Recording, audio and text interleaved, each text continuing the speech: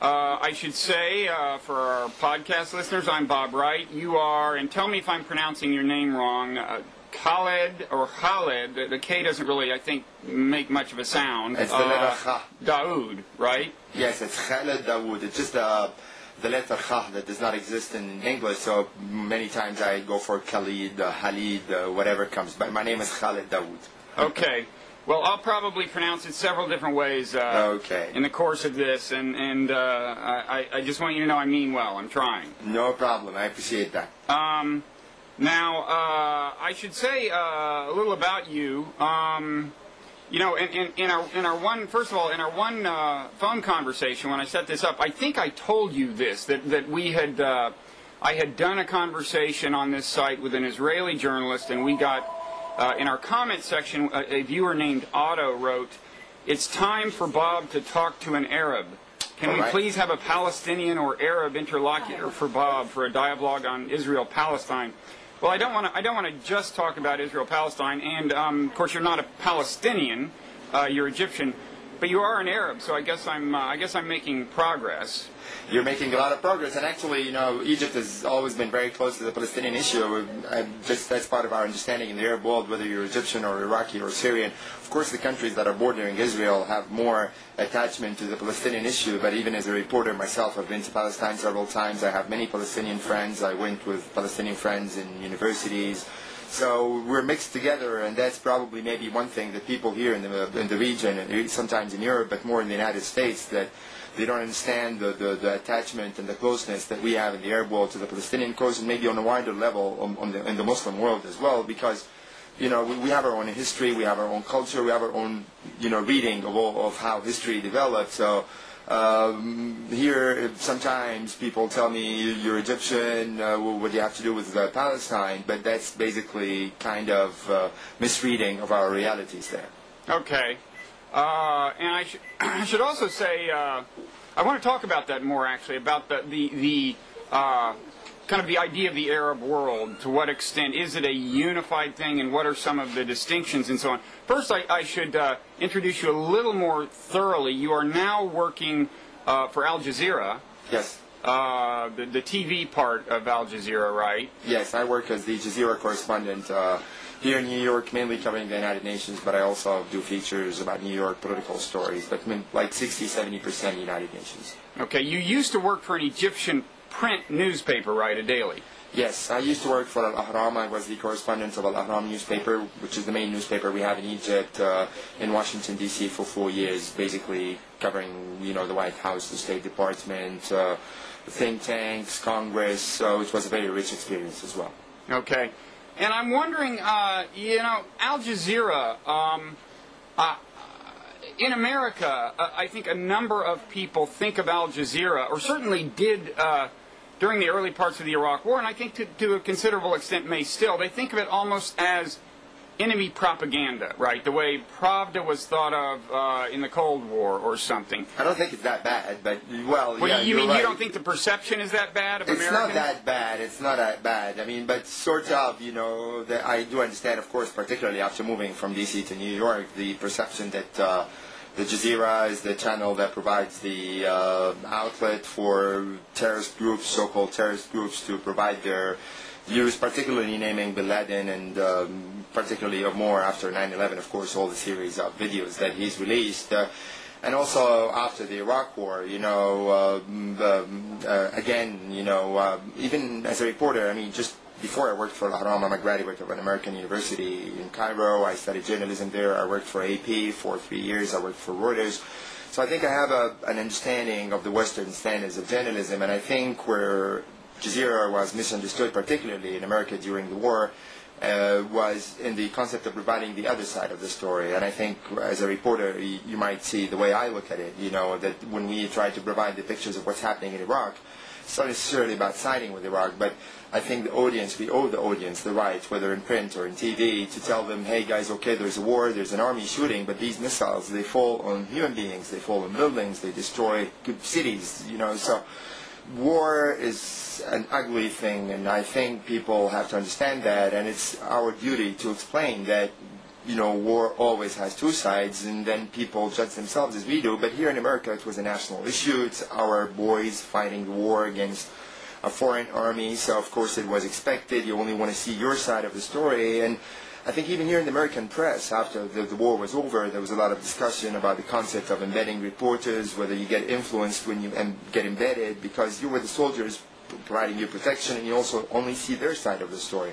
So, I mean, I can defend Jazeera on that, and I can also, as well, like in terms of competition, when you get immediately after 9/11 tapes from a person who's suspected of or accused of carrying out that attacks, if you don't really air it, I think, you'll be missing some major story. And the Jazeera has provided many exclusives on that respect, but we're not the channel necessarily. We provide all sides of the story, and maybe some of our viewers would not know that Al Jazeera, basically, when it started, maybe now close to 11 years ago, it started in 96, was the first channel in the Arab world to provide the Israelis the chance to appear in front of a very wide Arab audience. Also from the perspective, we have the slogan that our slogan is opinion and counter-opinion, or opinion and the other opinion. So basically, it was not only like covering the Palestinian side, which of course as Arabs we support very much, but also trying to introduce the Arab reader, the Arab audience, to the Israelis. We had Israeli spokesmen all the time with Israeli officials. We interviewed Rabin, we interviewed Rabin, we interviewed like many Israeli officials, prime ministers, even Sharon himself once. We interviewed him on Al Jazeera, and that even made us, many people in the Arab world, very angry at Al Jazeera. So I assume, just to sum up, when both sides are angry at you, you really kind of start thinking that maybe I'm doing the right thing. That's my perspective. Yeah, I'm going to ask you, first of all, to pardon me for 1 second while I close my window to eliminate some background noise. I do it with great regret because the air conditioning in this house has not been working for more than a week. And it's approaching the 90s today, but now I can hear a little more easily. That's interesting. Do you think? I mean, one would hope that if you introduced an Israeli perspective to the Arab world, or if an Arab perspective were introduced to Israel more fully, one would hope that ideally would lead to mutual understanding. On the other hand, the reaction you recounted was one of anger. Do you see any signs that Al Jazeera is playing a constructive role in dialogue between, in other words, that there are Arabs whose views of Israel have become more subtle or moderated in any way as a result of the view you're giving them of the Israeli perspective? We're a media mean, our job is not to make people more subtle or more moderate. We do our job, you know what I mean? And then and I think that's the same thing here with the American. You don't really, I don't assume the TNN or one of the MSNBC or one of the big channels that assume that they respect themselves and offer an objective. They would say that our mission in life is to do this or to do that. But I also want to add that, equal to the Israeli officials, even during the Iraq War, we're always seeking American officials to appear in our screen and to describe their perspective. But let me tell you, as a reporter, again, who has some sort of an American background, and I'm just speaking objectively to this administration, and even in your American press, you know that, there has been this common criticism that President Bush does not meet except the people that he likes to listen to, and the administration officials in general do not want to listen except to the nice questions, and they don't give interviews except to the nice people that they think are not going to kind of corner them too much. And that's the same thing. And of course, I'm not really happy that here in America, President Bush and Rumsfeld, before he was ousted from his post or resigned, I don't know, that they were lashing out at us all the time, saying Al Jazeera does that, Al Jazeera does this, but just simply because we are offering an alternative view. And this is an approach that we do with everything else. We say the Iraqi side thinks so and so and so, and the American side thinks so and so and so. And then we have some opinion programs. In the opinion programs, we invite an American, we invite someone, say, for example, who supports the Iraqi resistance, and they can debate. And then each side will present their side of the story, and the audience will judge. But of course, when you come to this administration, I don't think that they appreciate that very much, But just going back to your issue about the understanding of Israel-Palestine, I think that we are judged by the realities on the ground. It's not the issue of programs, it's not the issues of talks. When we see on our TV screens, and that's what also makes the Israelis angry, when we see on our TV screens the Palestinians being shot at, the Palestinians being harassed at, the checkpoints. The Palestinians, they're having their land confiscated. That makes people in our part of the world very angry, regardless of whether I get them Israeli official every day, because we see things on the ground, and that's how we judge matters, not just through a TV mean, whether CNN, Jazeera, or even the Fox channel. Okay. I do want to get into the Israel issue more thoroughly in a little bit. I want to ask you one more question about Al Jazeera. You probably saw the documentary Control Room, right? Yeah, it was a good one. Yeah, and the sense I got from that was that Al Jazeera was kind of very much in the process of evolving. In other words, you got the sense that not everyone in the organization was really kind of plugged into the what an American would consider the journalistic mindset. And I remember a specific scene when there was an older kind of veteran journalist who clearly kind of was plugged into that mindset. And there was a younger journalist who was trying to get on the air some kind of crazy American, I forget, some kind of far, far left perspective.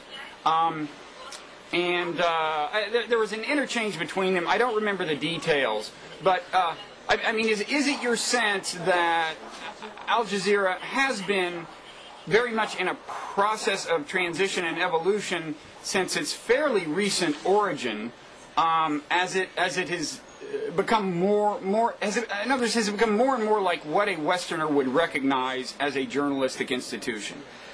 Well, first of all, what a Western would recognize as a press understanding. It's just I really don't think that after living here in America for 5 years that we really have that kind of common understanding. And the criticism of the U.S. media here comes from many intellectual circles of what is objectivity, whether they are objective or not. And you look at the channel like Fox, for example, and they say that this is the fair coverage or fair and objective coverage, or I can't remember the slogan exactly.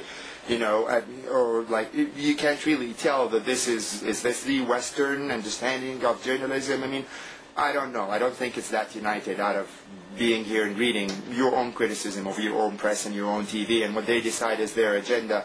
When it's like this country's having a major war like the Iraq War, and you watch all the major cable networks, and they're basically concerned about the Michael Jackson case or the all the other Nicole Smith and all these incidents. You find them dragging for hours and hours and hours speaking about them. Is this really providing the American people with the best press service and telling them the truth of the issues of their concern, or just providing an entertainment industry and setting an agenda, which I don't know who's basically setting it. But just to come back to Al Jazeera, yes, we are evolving. Yes, we're young. We're 11 years old, and we're also diverse. When you go to the Jazeera headquarters in Doha, you will see people from all over the Arab world. You will see Egyptians, Palestinians, Lebanese, and you will also see people of different ideological backgrounds, exactly like you see, in any news organizations, I assume. And then we try to develop. We try to see what our audience want. But again, I think that you would kind of be doing Al Jazeera a little bit of injustice when you disregard its role in the Arab world itself. Now you can talk to me as an Egyptian, for example, or as an Arab who's been to many Arab countries, and I can tell you how much as Arab people we suffered from this business of a state-owned TV, whereby you watch your TV bulletin or your news bulletin, and it starts with the president's news, and then the prime minister's news, and then the minister of, agriculture's news. You go on forever and forever, just basically government-guided stuff. And then Jazeera came in '96, and it was the first time that you find, the government side and the opposition side. And I remember as an Egyptian myself, who's when I was a young man, holding my radio, trying to just get a tune of some outside BBC or VOA or something, just to get to know what's going on in my country. And then Jazeera came '96, and it tried to compete and tried to provide the Arab audience with a so-called CNN sort of coverage, live coverage, news coverage. And we competed, but also more important, we opened topics that were never touched before in the Arab world, or at least considered a taboo. You would never get an Egyptian official and a guy from the Muslim Brotherhood, and the Muslim Brotherhood would tell the official on TV, you're torturing us in prison. You would not get a Jordanian and a Palestinian arguing on a regular Jordanian state-owned TV saying, like the Palestinians saying, we're mistreated in Jordan, or whatever, or in Lebanon, you know. All these topics were open. We talked about democracy, we talked about human rights, we talked about women's rights, and that's done a lot of controversy in the Arab world and a lot of addition. You know, it just kind of liberated us in one way or the other from this, you know, I mean, that's really the Stalinist, you know, Soviet-style kind of own media and one spokesman. And then after that, others try to follow. And I think that's really one thing that Jazeera should take credit whether I work for them or not. Basically, that's my opinion. So I guess you're saying not only is Al Jazeera not Pravda, it's the anti-Pravda. I mean, when it showed up in the Arab world, it was presumably not welcomed by authoritarian Arab leaders by and large. Our offices were closed in many Arab countries. You know, I mean, our offices were closed, of course, in Iraq under the new U.S. occupation, you know, the new democracy. Our office was closed in Iraq and remains to be closed right now. Is it really, does America not let Al Jazeera operate out of Iraq? No, they don't let Jazeera operate out of Iraq. Of course, they say that it's the Iraqi government that doesn't want it, but, like, you know, I mean, we know how it works in Iraq, and where the government is, you know, in the same palace in the green zone, which is controlled by, you know, it's a reality. So, of course, yeah, I mean, I think, in my opinion, it's just basically the American administration here do not like us. Even my colleagues in Washington, D.C., we get many times excluded from major interviews with officials, and that, I don't know, which I think it's their fault. You know, I think there's even a controversy inside the administration itself, whether they should talk to Al Jazeera or not, because at the end of the day, like it or not, Jazeera reaches 40 to 50 million Arab people.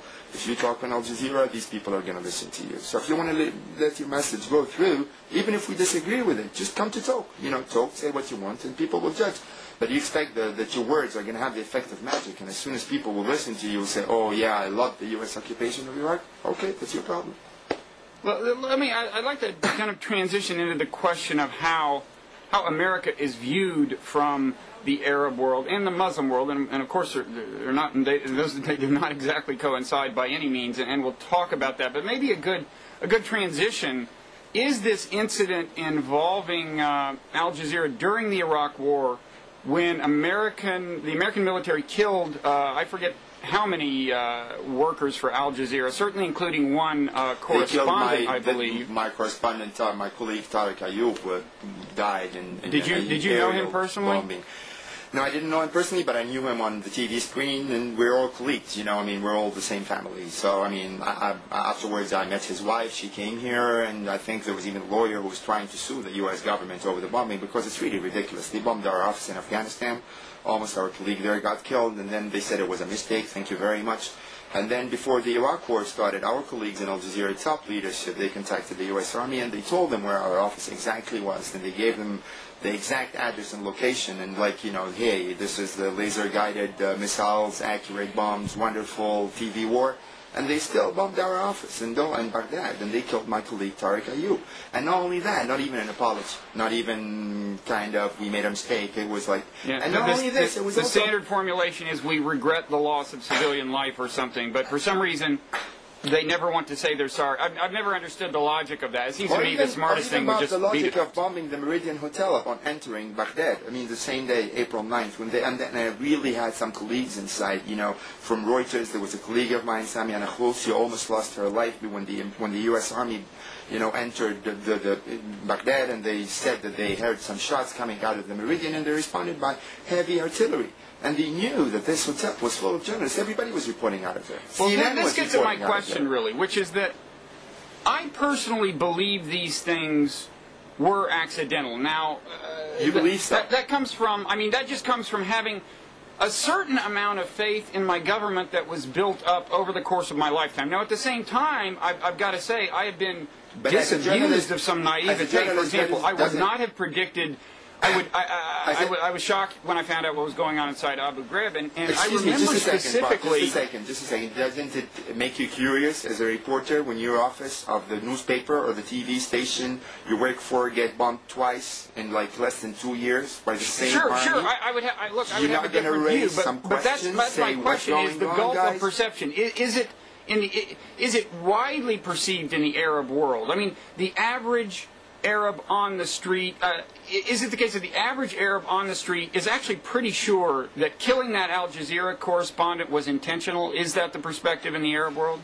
I mean, people make deductions. People make deductions, and also we make kind of conclusions. And then because later it was not only my friend Tariq or my colleague Tariq Ayoub, I mean, it was also others later who were shot. And like, again, that's one of the prices, obviously, of being a free country. I mean, that I'm almost like close to 200 journalists have been killed so far in Iraq. I mean, I don't know exactly the figure of number of journalists who were killed by the U.S. Army there, but there were several of them who were killed by the U.S. Army. One colleague, his name is Mazendana. That's a guy I knew in Palestine. I worked with there, and he was carrying his camera, and he got like a tank kind of artillery thing because the U.S. Army later said they thought he was carrying a bazooka or something like that, or an RPG. So, I mean, it did happen, and it did happen a lot. And, I mean, like, generally speaking, for God's sake, Bob, the way the U.S. Army has been feeding civilians in Iraq, and according to the U.S. reports, generally speaking, I mean, there's no occupation army that's a good army. And the soldiers are not supposed to be peacekeepers. These are guys who fight wars. They win the war, and after that, you don't let them man the streets and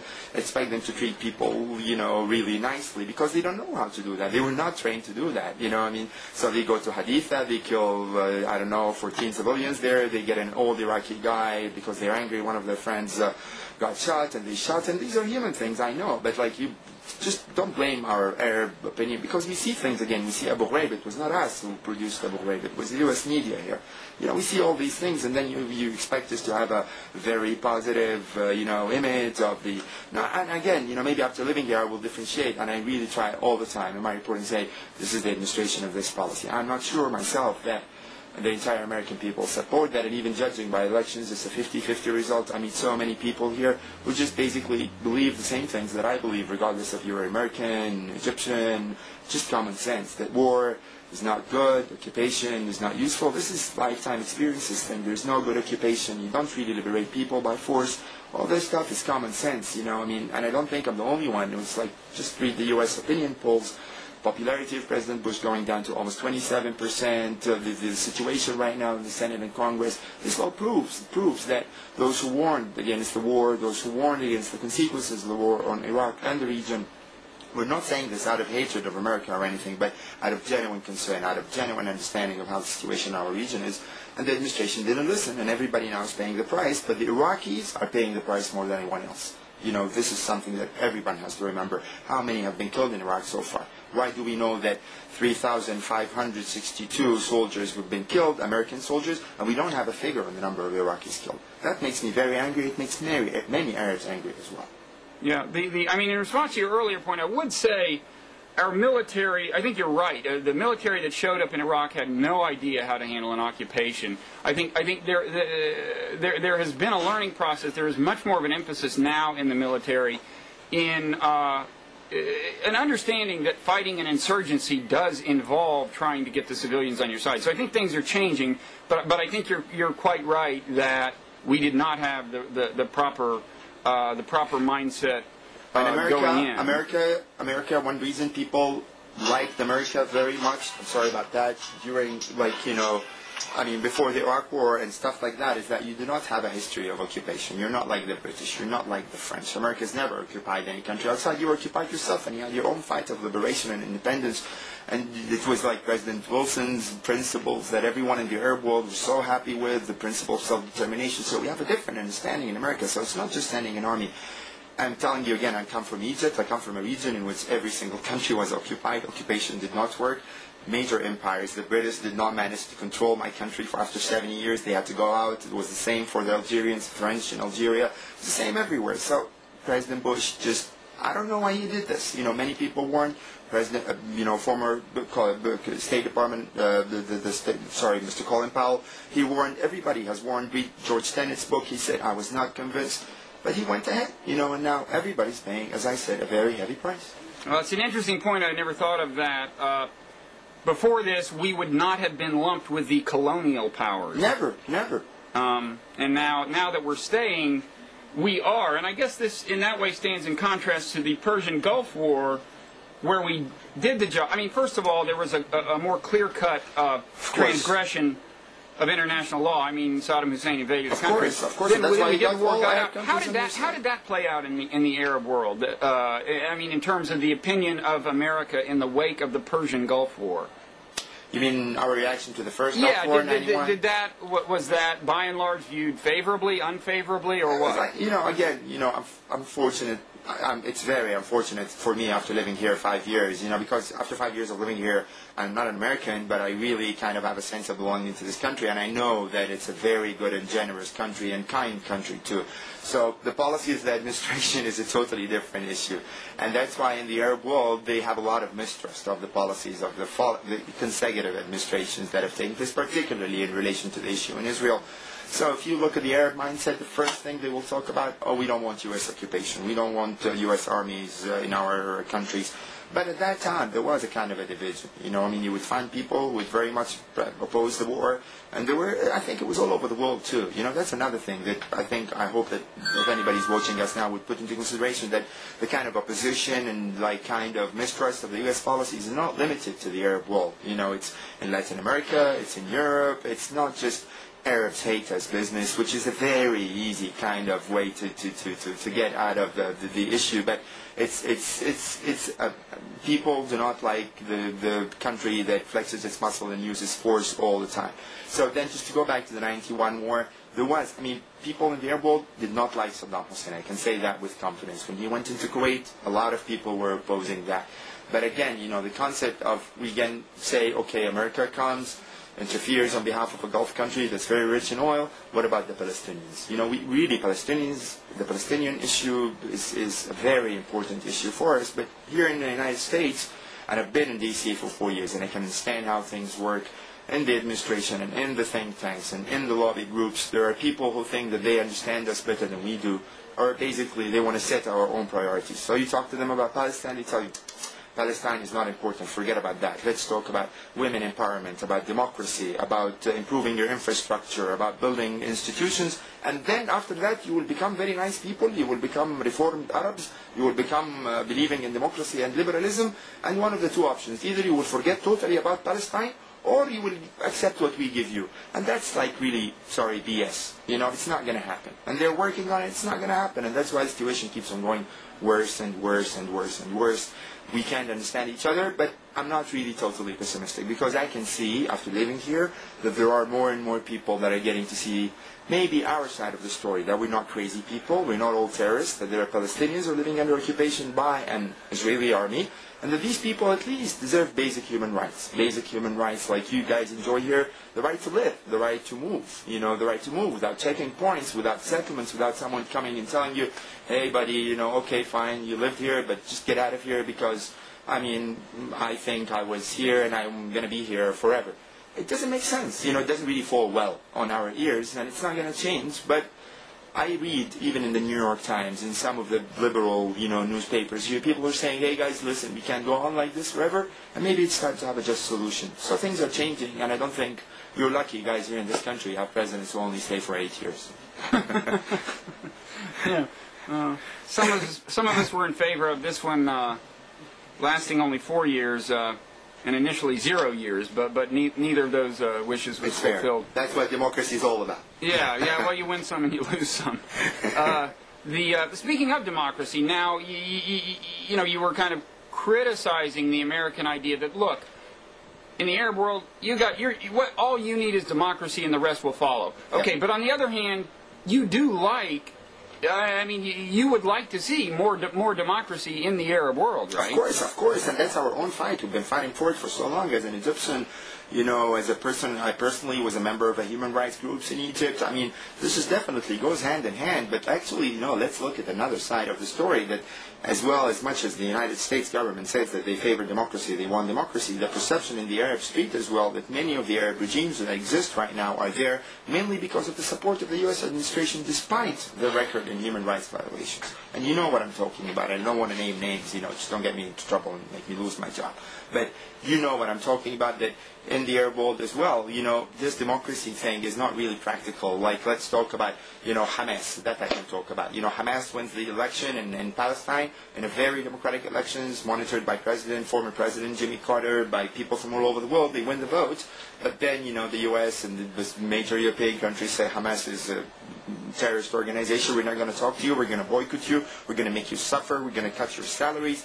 So that's people, they say, look, is this the American democracy? When we vote, when we elect whom we want to vote for, you kind of boycott us afterwards? So these are all things that really doesn't really help. There's no sense of sincerity, of honesty, or even some of, Saudi Arabia, for example. Is this the best model of democracy? Isn't it the closest U.S. ally? Where is President, Rice and Gates are there right now? I mean, talking and making deals and making business, $20 billion worth of weapons, and $13 billion of weapons to Egypt, and then, $30 billion of weapons to Israel. Egypt, 75 million people, Saudi, 20 million people, both of us get 30, and Israel alone, 6 million people get $30 billion. It just tells you a lot. That's how we read things in the Arab world. We're not naive. We just don't have senses of hatred. We read politics like you guys read here politics. We think of our interests, and we're not happy. We're not happy with the policies of this administration. And I hope things are going to change. Maybe. So what should our policy be toward Arab authoritarian governments?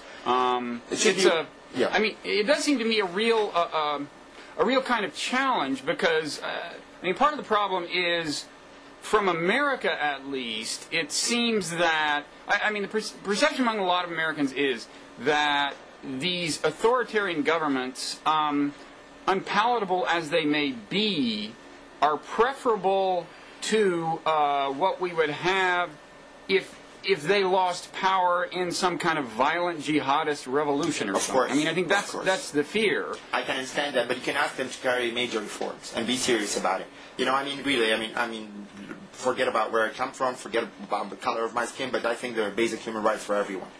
Basically, no one should be tortured, women should not be oppressed, there should be freedom of religion and expression. There's some basic tenets. The human rights jargon, they call them inderogable rights, that you just can't give them up. And you can talk to these regimes about that. There's a lot of good offices, good faith between them, and you just have to be serious about it and follow it up without necessarily kind of, challenging or threatening the regime. But of course that threat is a serious threat. And I think about Egypt's case, for example. Of course, I know that there are, all these extremist groups in my country. If you tell me that I want them to take over power, of course not. I don't want them to take over power by any chance, because I know that that they represent maybe a threat to my own understanding of my country, of how I want to see it develop, of my perception in general of things. So maybe we can even cooperate with America about how to develop our societies, but believe me, Bob, not through war. Not through war. War is very bad propaganda. You don't spread democracy by killing, how many Iraqis? 100,000? 150,000? Do you have a figure? The estimates, I guess, range from about 50 to about 300 or even more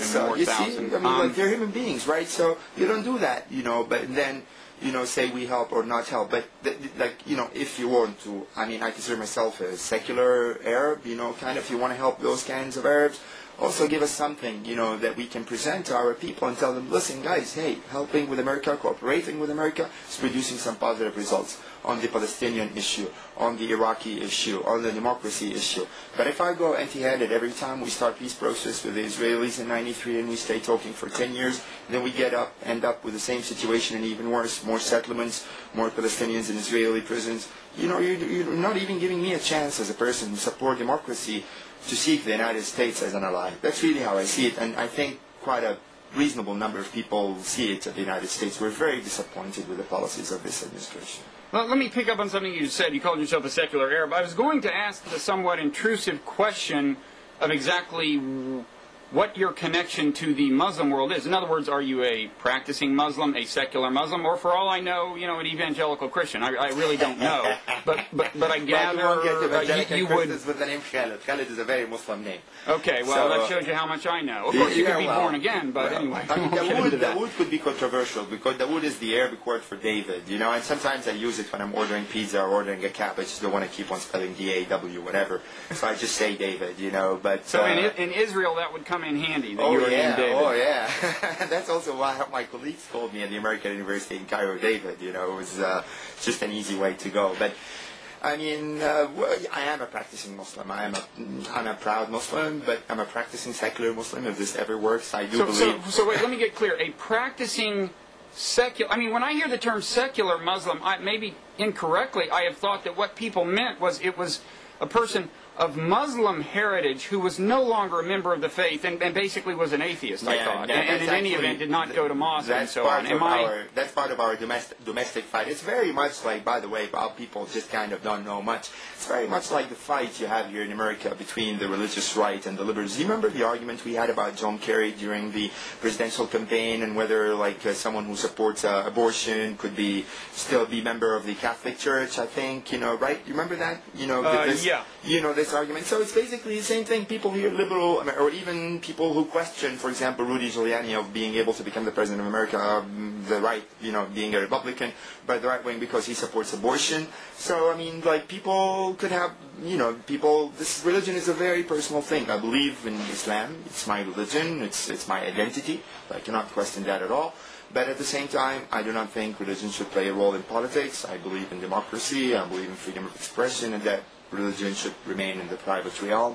I don't want a pope or a sheikh Muslim to rule me because I think I can think for myself and reach my own decisions and then pray for God in my own way, and I just do my own thing. So that's my perception of secular. So to you, secular Muslim means you are not an Islamist. You do not want the government to be fundamentally Islamic. Exactly. And it's the same fight we have domestically, because the Islamists there, when they tell me, say, I'm a secular practicing Muslim, they get crazy and they tell me, you're not a Muslim at all. So I'm just saying that, if just people would know, and I really do not see it different at all from fights you have here inside the United States between the religious, growing religious right-wing movement, which is probably something going on worldwide if you think about it. Religion is having a resurrection. It's having a resurrection here in America. It's having a resurrection back home in Egypt and in many, many, many Muslim countries. Which in itself would be okay, but there's also a resurgence of fundamentalism. Oh, sure, and also religious fundamentalism here. If you have the people who go kind of burn and attack, abortion clinics because they think it's against God's faith, that's a kind of, fundamentalism, I'm sure. I don't know whether you agree with me or not, but that's a kind of fundamentalism. Or people who kind of would see the ongoing fight in Iraq as a fight between Christianity and Islam, that's a kind of fundamentalism. And people here in America, unfortunately, some of the priests and pastors I listen to, the right-wing ones, who go and describe all Muslims as being violent, barbaric people, or misspeak about my Prophet Muhammad, may God bless his soul. All this kind of stuff. Of course it makes me very angry. And it's also, again, it just brings me back to the same point. Despite my Western background education, despite everything, you sometimes have to choose sides. When you find people who are very aggressive towards my religion, towards my identity, say, hey, what's up, man? Just take it easy. And I can't argue anymore with my people back home that, yes, this country loves us, respects us. It just becomes hollow, basically. Yeah. Actually, to pick up on a theme we departed from, is it the case that America's stature has fallen so low now in the Arab world that all over the world? Yeah, all over the world. But in Arab authoritarian states, America can no longer really assist democracy movements by coming out in favor of them publicly, right? It's no longer an asset for democracy advocates in an Arab nation to be identified with the United States. Is that right? That's what they call the death kiss or something like that. The kiss of death. The kiss of death. Yeah, exactly. That's the kiss of death. If you get the reputation, particularly right now, that you're getting direct assistance money or you're taking part with something with this administration in particular, I think you really be in bad trouble, and not just in terms of any kind of government harassment, even in the public opinion kind of realm, in the local press, and stuff like that. It doesn't really help. We do have now in the Arab world a group of people, we call them the Arab newcons, who basically see that what the America did is what the Bush administration did is a great thing by invading Iraq, and they do just basically repeat what the U.S. administration want to listen to. And of course, these are the ones who get invited to Washington, get invited to conferences, get business class tickets, and again, in the same, which I don't know why it's very useful, that of listening to people who basically tell you things you want to listen to. You know what I mean? So we do have these kinds of thinkers right now in the Arab world, but unfortunately their constituency is very small, And I think like you're just addressing the Western public opinion by coming and telling them, oh yes, we Arabs, we don't care at all about the Palestinian cause. It's not important, you know, or wow, the occupation of Iraq is a turn in history. At the time, you know, we see all these disasters happening there every day. But those guys in the Arab world, I don't think they have a lot of, you know, audience or a lot of sympathizers. And this is actually different than it was, say, 10 years ago. In other words, 10 years ago, a democracy advocate in Egypt or Saudi Arabia would have been much happier being associated with the United States and having the overt backing of the United States. Of the Clinton administration, who was very sincere. President Clinton was very sincere about listening to us, about coming to us all the time, taking the Palestinian issue very seriously, recognizing I'm not really concentrating and going back immediately to this issue because I'm crazy or something, but because I think it's really central of calming down the situation in our region. This is the prism of how we see our relation with the West. These Israeli guys, with all due respect to whoever believes that this belongs to Israel 3,000 years ago, but in our perception, these are guys coming from Russia, coming from Poland, coming from Brazil, coming from India, coming from all over the world, and, you know, saying, you know, we're here, we want to be here, and just you Arabs, get out of here. You know what I mean? Okay, that's a problem. That's a problem. And I think even the Israeli population, you listen to their opinions, the Peace Now movement, the opinion polls, there's a very clear division, but I think personally, after being to Israel myself at least 5 or 6 times, I think 60 to 70% of the Israelis do support the two-state solution, do recognize that there has been a major injustice that's been committed against those populations, the Palestinians, that these guys at least, regardless of any background, let's just deal with the status quo, the West Bank and Gaza, where the Palestinians are a majority, you know, like 2 million people in the West Bank, 1.3 million people in Gaza. Let them make their own state, let them have their own passport, let them have their own freedom of movement, let them be people of dignity like all other people. And I think that will be a very, very, very good entry towards calming the situation, better relations between the East and the West, or the Arab world and the West. And then we can move from there, because, and again, I want to point something to those administration officials here who do not believe Palestinian issue is important. I mean, wars does not help, war or a status of war, or a permanent status of instability does not help development. You know, that's another part of the problem, that when you have the situation tense in Palestine, Israel thing, Lebanon is tense, Syria is tense, Jordan is tense, Egypt is tense. You know, who are the tourists who are going to come to us? Who are the companies that are going to come to us and help us if we continue to live in this, you know, continued status of war? That's why we want to solve it, not just because we're sympathetic or because anti-Israel. I'm thinking of my country's interests as well. I want tourism to boom. I want to find jobs for my people. I want my country to be like enjoy like everybody else. You know, good schools, good hospitals, and many of these things will not happen if we continue to live in a status of war. And this status of war does not exist because of a Allah situation or God-given thing. It's because of a country that exists next to us, Israel, having an occupation and having a constant status of wars in our region. That's will really help. And from there, we can work on democracy. We can work on all the other issues. But you cannot help me if I'm in a constant status of war. Let's have peace first, please. Okay. I was going to ask you the generic question, you know, if you could tell Americans one thing about, you know, attitudes in the Arab world that it would be in America's interest to understand better, what would it be? It sounds to me like clearly the first thing you would say is, you know, look at the Israeli-Palestinian situation more closely, and from the Palestinian point of view as well as the Israeli point of view. But before, so let's do move in and talk more thoroughly about Israel. But first, I want to ask you, what else? Are there other things, you know, that in talking to Americans you find that they often just do not understand about how they're perceived by Arabs? Leaving the Israel issue aside for now, what's the most kind of common misconception you find among Americans that is bad for Americans? In other words, something it would really be in the interest of America to understand more clearly about the Arab world, the Muslim world, whatever. Respect our religion. Respect Islam. You know, that's a very important matter too, besides the Palestinian issue.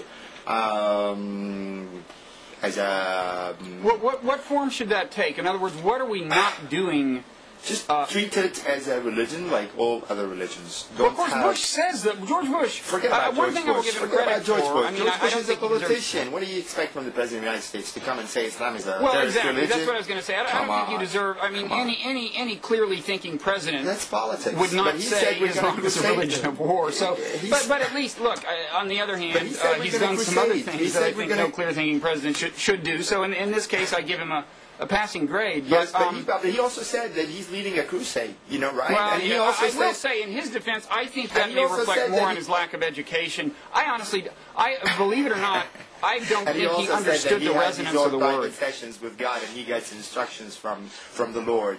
For God's sake, I mean, come on, he's okay, whatever. But anyway, but leaving aside what Bush could say, how should Americans manifest more respect for Islam? Yes.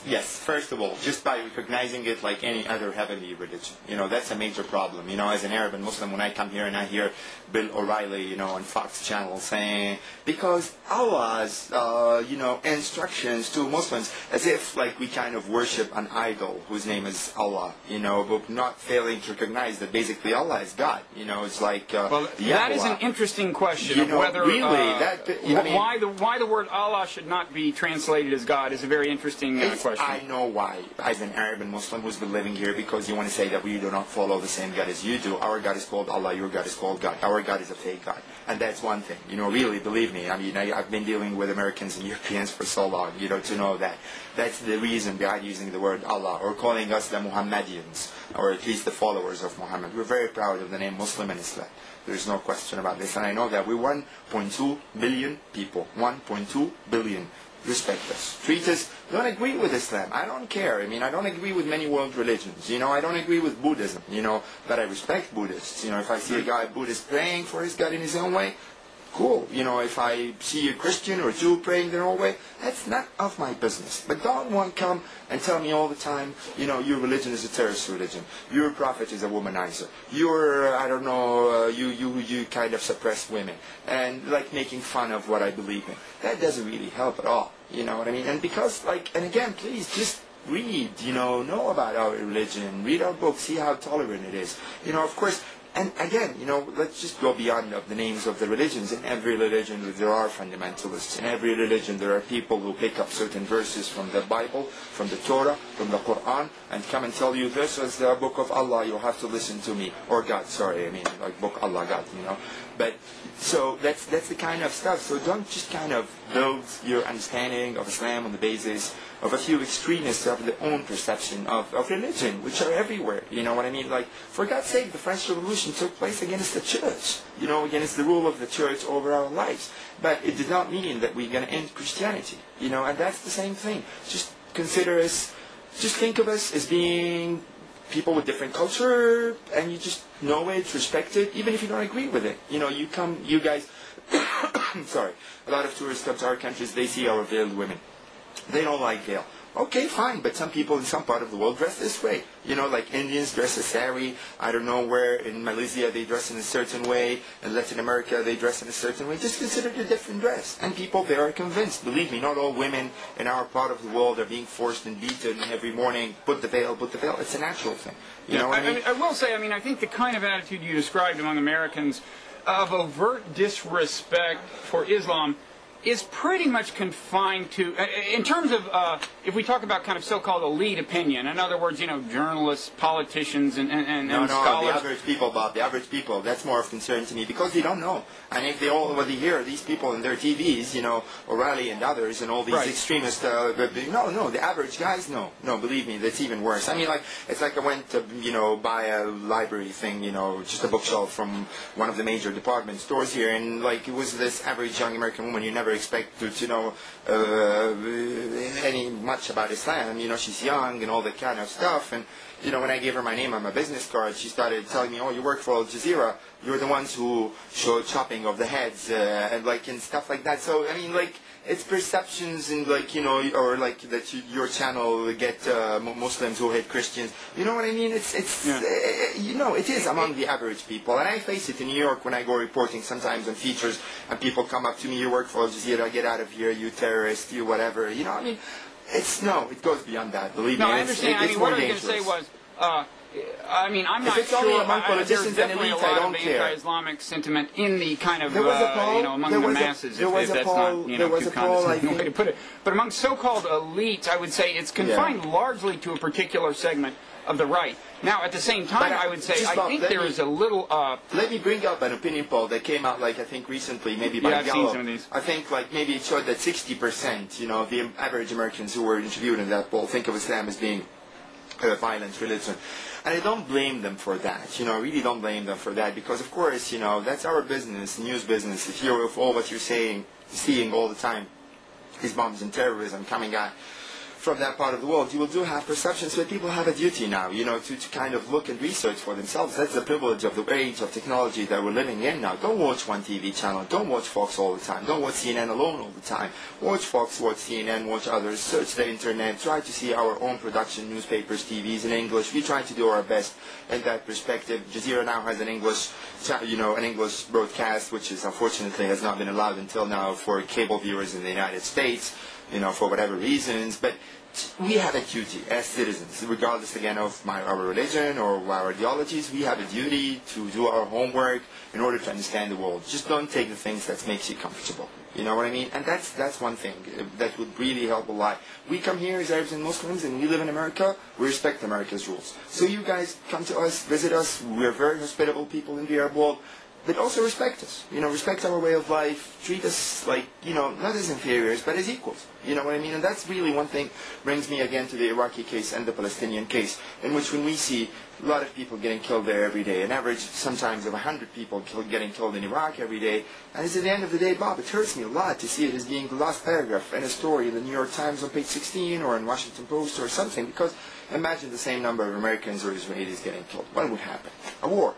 You know, 2 Israeli soldiers get abducted in Lebanon a year ago. The entire country got destroyed. Would that happen to any other country if it wasn't an Arab and Muslim country? For an entire month, shelling by Israelis of civilian areas. They're telling you we're running after Hezbollah. What happened here at the Security Council? John Bolton, who was the U.S. representative here at the UN, he said himself, we were delaying any resolution, any movement, in order to allow Israel to finish the job of getting done with Hezbollah. Get done with Hezbollah, but don't kill 1,200 people.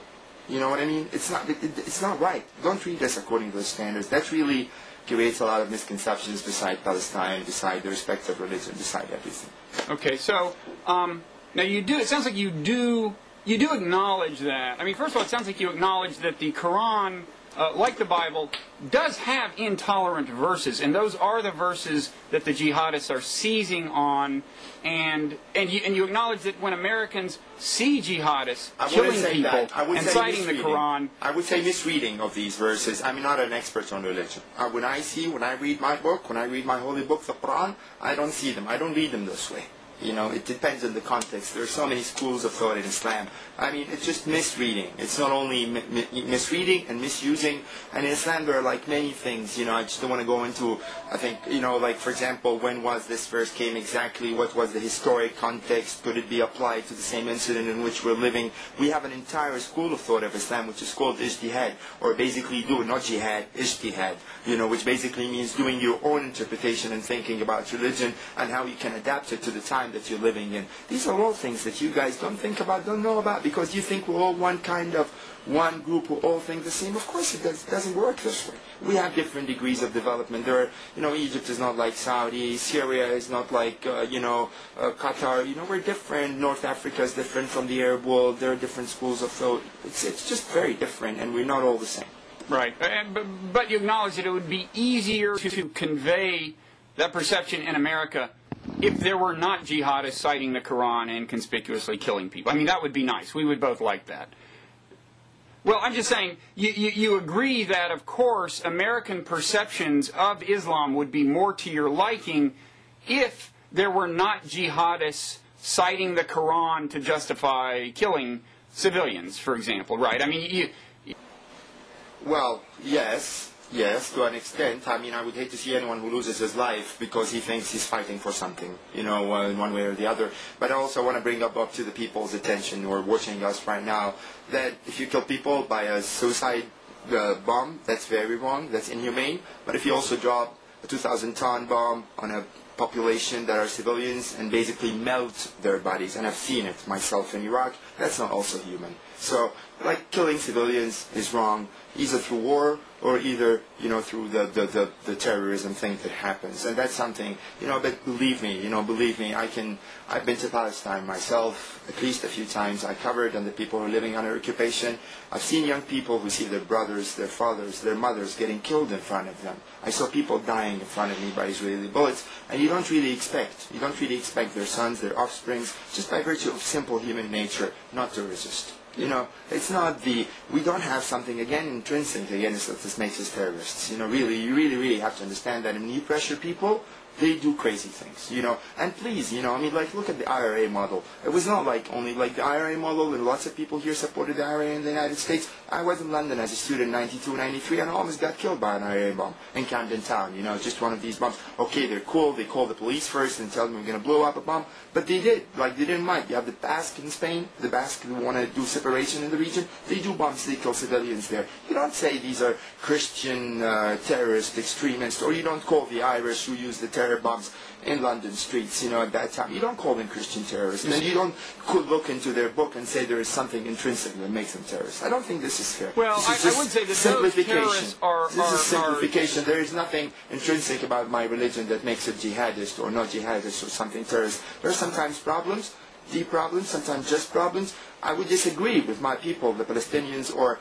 anyone in the Arab world, or even any Egyptian, and I would consider him, to my extent, to the great extent, an act of terror if they go and kill civilians themselves. But I'm not going to say there's a problem about, jihad or something something internal in my religion, because you also do not have to dismiss the amount of suffering, oppression, humiliation. I can go on forever, all the words that I know in the dictionary, that these guys go through while living under Israeli occupation in Palestine. Okay, I would quote a couple of just the kind of responses that what you just said typically elicit. Two things. First of all, I think the Irish terrorists do not so explicitly connect their own violence to their religion and justify it in terms of their religion, I think, as some of the jihadists. The other thing is that a common reply to one of the things you just said is that, yes, we kill, and this is made by both America and Iraq and Israel about the occupied territories. Yes, we kill civilians, but it's always an accident. We don't do it intentionally the way the terrorists do. Bob, please, I'm so sick of that. How many accidents can you take? Really. And for example, even now the Israelis, they go on and shelling civilians every time they say it was a mistake. Mistakes over 50 years that killed thousands of people. Nobody buys that anymore. Give me a break. As you say, guys. Well, that points an interesting difference in perception. Listen, as a journalist, we should not buy that. Really, when you get a mistake after mistake after mistake after mistake, and even here at the United Nations, I'm a guy who covers the UN here, and after this latest incident, which the Israelis I think it was during the Congress elections, the last one, the November ones, and it was the same day the elections took place, and they fired shells at civilians, killing 18 people, I think 16 of them young children, and they said it was a mistake. The UN people told them here in an official resolution, guys, you cannot keep on shelling civilian areas and say it's a mistake. See, this points to a difference of perception. Take a stand and treat our, people, our human beings on an equal basis. You don't really, if you have a rebellion in some American city, you don't go shell them with tank shells, right? Please. Well, I do think this points to a difference of bulldozer and destroy. This guy McVeigh who went in '96 and bombed in the Oklahoma thing. He didn't go and arrest all his family or destroy their house and put them all in prison. He didn't call all the. I don't know. I want to get into that. Can you hang on 1 second, Khaled? Just 1 second. Okay. Khaled, that interruption signified that I'm supposed to do something shortly, and I gather from our intervening conversation, you need to go do something. Is that right? I have a story on climate change that I have to do today. Well, that seems so oddly, however important climate change is, after the intensity of our discussion, that almost seems less important than what we've been talking about. But I know to a journalist, a deadline is a deadline. Yes, indeed. I was going to quickly say, I would say, the final thing is this points to an interesting difference in the perspective of you and me, and probably between a lot of Americans and a lot of Arabs, which is that, however naively, I am willing to believe that the overwhelming majority of civilian deaths, say in Iraq, even in the occupied territories, are not intentional. And it's truly the rare thing that somebody intentionally kills an innocent civilian. But I do think a good question is the following. If you are pursuing a policy that you know is going to lead to a certain amount of so-called collateral damage, in other words, you know a certain number of civilians are going to get killed when you invade a country. You know a certain number of civilians are going to get killed if you fire missiles at cars in Gaza, even if you really believe that that particular car has a terrorist in it. I think a good question is that so different morally from intentionally killing civilians as we like to think in America? I think that's a more complicated kind of philosophical question than Americans acknowledge. But I think at the same time we've come to kind of an interesting, something worth noting, that whatever you want to make of it or do about it, there is this difference of perspective between the two worlds, which is that it's just almost assumed that a fair number of these civilian killings are intentional in Iraq and in Gaza and the West Bank. I would make a little bit of a differentiation between Iraq and Israel and the West Bank, because really in Iraq is a very new situation, only 3-4 years, and I'm still very much hoping that the U.S. troops will pull out of there due to the opinion pressure here in the United States more than anything else, and because more and more people are recognizing that. So I don't mean maybe there we can talk. But in the Israel-Palestine situation, I think it's a different issue because Palestinians are fighting for just rights, and the Israelis are oppressing them. So when they go kill them, they kill them because they want to deprive them from the rights. Because Palestinians go to protest the confiscation of their land somewhere in order to build a settlement, the Israeli army comes and shoots at them. And then these guys are not, just like simple victims. They are victims of an occupation which should end, and then the end of the occupation will end the killing of civilians. Yeah. And it's not. So I'm just very, very much differentiate. Palestinians have a cause, and Iraqis who are fighting the U.S. occupation now, they have a cause, and then in America, in the U.S. case in Iraq, we can talk. And I know that there are very honest people inside the Pentagon or inside the U.S. Army who do investigation and do issue orders to their soldiers to be careful. But in Israeli case, no, that's not the case. They're an oppression army. They intentionally want to continue occupying the Palestinian land, and this problem will continue as long as the occupation continues. Yeah. Well, it's a different issue. We can continue this. I do think there's something to be said about how difficult the predicament of Israel is and how naturally... you sympathize with Israel. You sympathize with Israel. I sympathize with the Palestinians. That's normal. I actually wouldn't put it like that. It's normal. It's normal. I do sympathize with the Palestinians. You sympathize with Israel. Cool. It's fair. Personally... But just, I put your perspective in mind. I really wish the Israeli people would live in peace. You put my perspective in mind and give my Palestinian people peace. But see, I agree with you that the Palestinian perspective does not get enough attention in America. Americans just don't understand what the deal is in Palestine. At the same time, I think when I put myself in the shoes of Israelis, an example is, I think we should have talked to Hamas after they won the election. They won an election we favored, and I think events since then have shown that we should have done that. On the other hand, I understand that if I were an Israeli, it's not an easy thing to talk to someone whose current position is that your country should not be allowed to exist. And it's easy to speak to someone who believes, whom I personally deeply believe is occupying my country. You think it's easy for us to do this? I agree. I agree that the Palestinian perspective... And the more you talk to the extremists, the more moderate you make them. That's the historic experience. I agree with that principle attract them, get them into the system, make them show that there are benefits for democracy, they're going to become more moderate. I absolutely agree, and that's something that I think Americans, by and large, just do not get. So since we agree on that, let's end it there. We'll end it. We'll end it there. Let's end it. I'll end by saying I'm in favor of mutual understanding. Me too. Thoroughly uncontroversial position, and you are too, I think. And let's. I encourage you to come back and talk more to me or to someone else. Inshallah. On Blogging Heads, okay? Inshallah, if God wants. Well, I encourage him to want it. Inshallah. Okay. I'm looking forward to it. Thank you very much. Bye-bye. Cheers. Have a good day.